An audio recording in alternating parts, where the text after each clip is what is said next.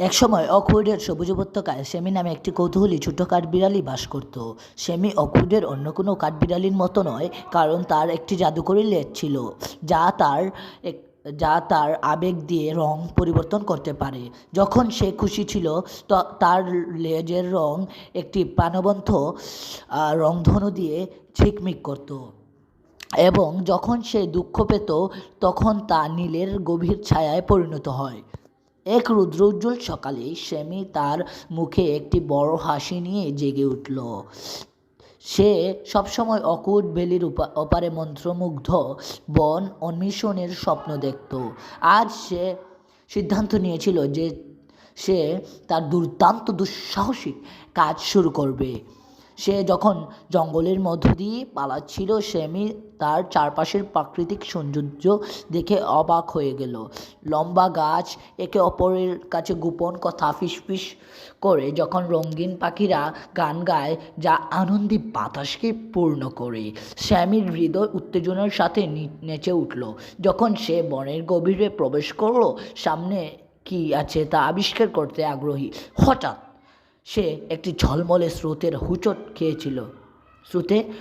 খেয়েছিল, যেটি রূপার ফিতার মতো গাছের মধ্যে দিয়ে ঘুরছিল।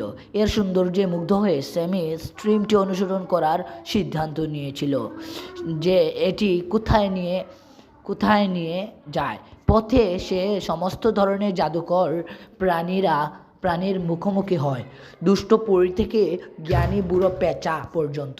সূর্য অস্তমিত হতে শুরু করার সাথে সাথে স্যামি বুঝতে পারল যে সে আগের চেয়ে অনেক দূরে চলে এসেছে।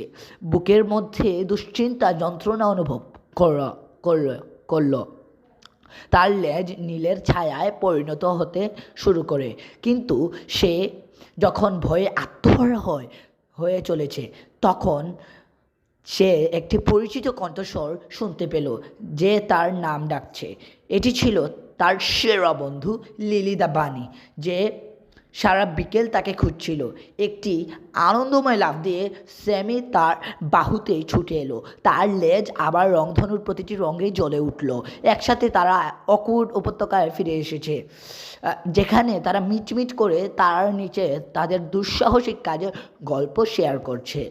সেই দিন থেকে স্যামি জানতো যে সে যতই দূরে ঘোরাফেরা করুক না কেন, সে সবসময় বাড়ি ফেরার পথ খুঁজে পাবে, এবং এটাই ছিল তার জীবনের সবচেয়ে বড় অ্যাডভেঞ্চার।